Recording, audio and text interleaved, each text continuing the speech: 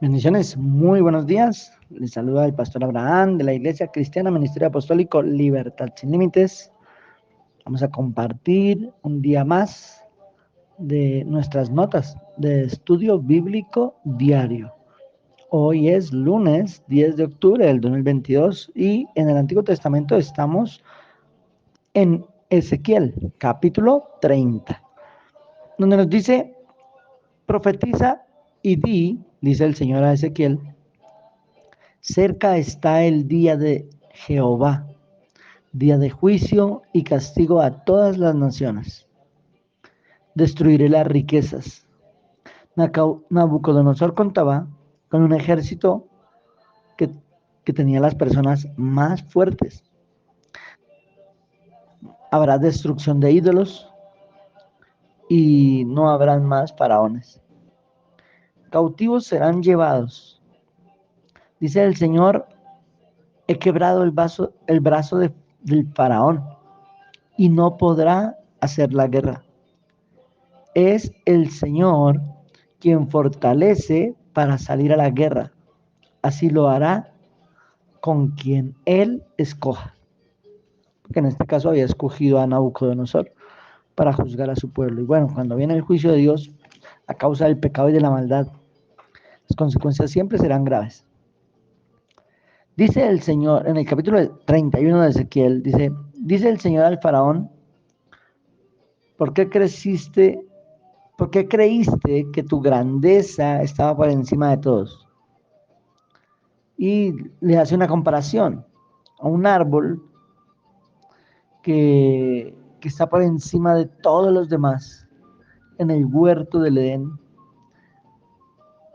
que hace que los demás tengan envidia de él. No importa qué tanto nos haya dado el Señor, nunca eso debe estar en nuestro corazón para creer que estamos por encima de Dios. Somos su creación, de Él dependemos para existir. Así que dice: derribado serás tú y todo tu pueblo, faraón de Egipto. En Ezequiel capítulo 32 nos dice: leoncillo de naciones, el semejante como dragón de los mares, faraón. Te echaré por tierra, tinieblas sobre tu tierra, cautiverio para tu pueblo.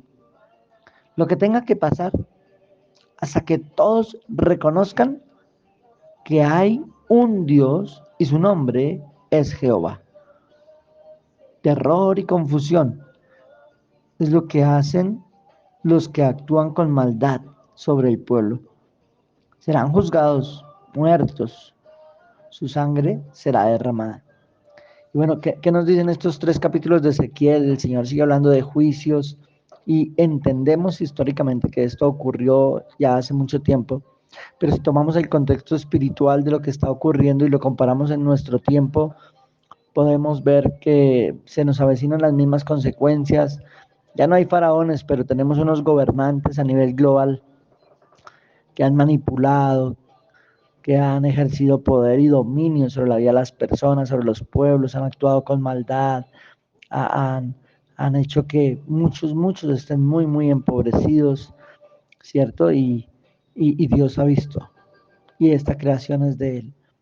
Y el Señor no se queda con eso, el Señor va a hacer justicia para su pueblo, para su creación, y va a juzgar a las naciones. Y bueno, ahí podemos ver cómo es el actuar de Dios. Hay personas que dicen: no, Dios es amor. Y sí, Dios es amor.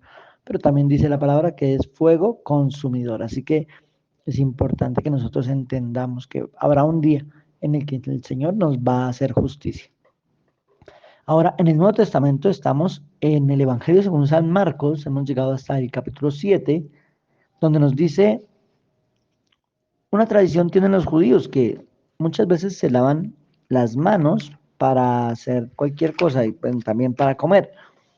Y estas personas vienen a Jesús para preguntar acerca de sus tradiciones. O sea, realmente cuando una persona está tan apegada a las cosas del mundo y a esas cosas que han hecho por siempre, que es que mi familia, que es que mi nación, que es que, y quieren llevar este tipo de cosas al Señor, como buscando una aprobación, como buscando que el Señor les diga, no, sí, es importante las tradiciones. Dice aquí la palabra, ¿para qué un pueblo que honre a Dios de labios y un corazón lejos del Señor? No se enseñan como mandamientos, ni costumbres, ni tradiciones. Hay que aprender y cumplir es los mandamientos que ordena el Señor. Lo que sale del corazón del hombre es lo que contamina. De lo que tenemos y somos, transmitimos, bendecimos o maldecimos. La humildad y la actitud correcta del corazón al acercarnos a Jesús nos va a permitir obtener lo que necesitamos. Jesús hizo cosas diferentes con su entendimiento y poder para obrar milagros.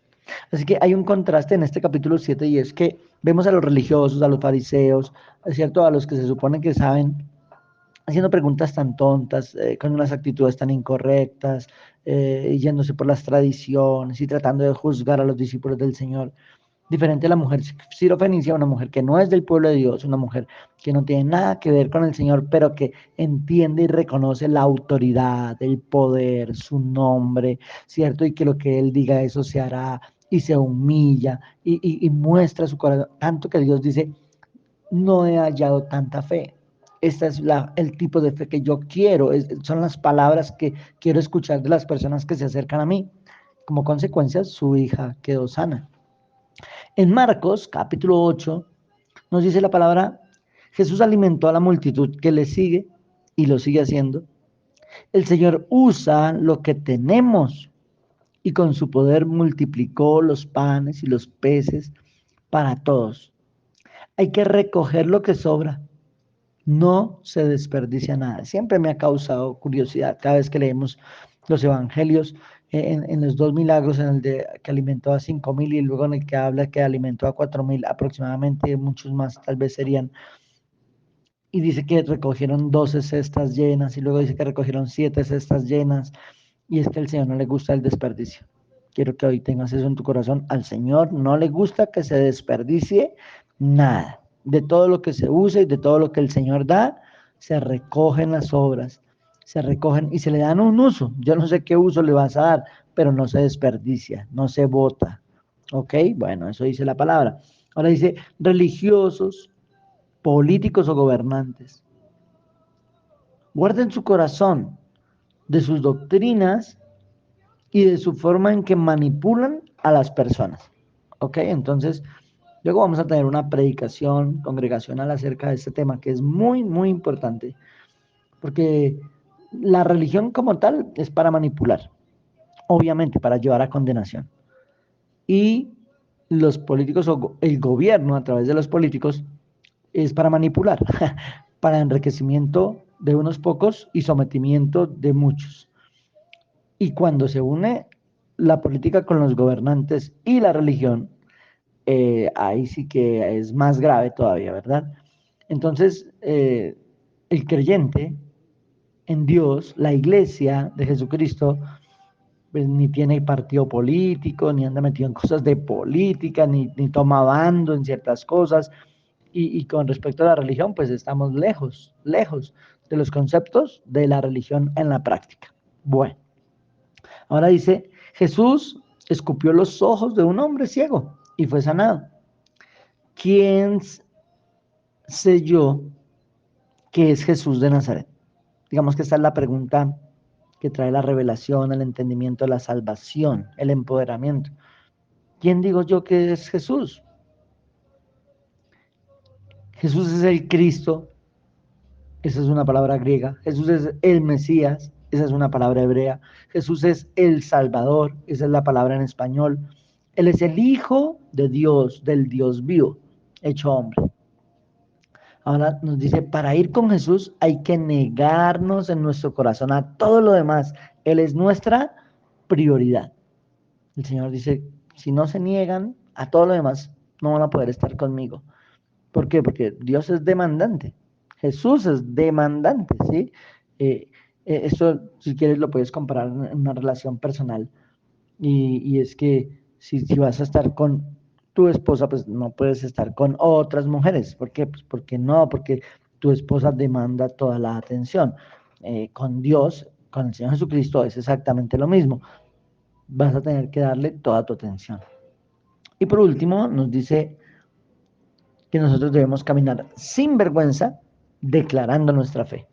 Porque el que niegue, que camina con Jesús acá, el Señor un día va a decir, no, yo tampoco lo conozco porque él se avergonzaba de mí. Pero nosotros, los que decimos abiertamente, somos hijos de Dios, somos discípulos de Jesucristo, somos la iglesia del Señor, somos el pueblo escogido, somos la nación santa, el real sacerdocio. Entonces también el Señor un día va a decir, yo lo conozco. Él caminó conmigo, está escrito en el libro de la vida, va a estar conmigo por la eternidad. Bueno, hasta acá el comentario bíblico del pastor Abraham el día de hoy.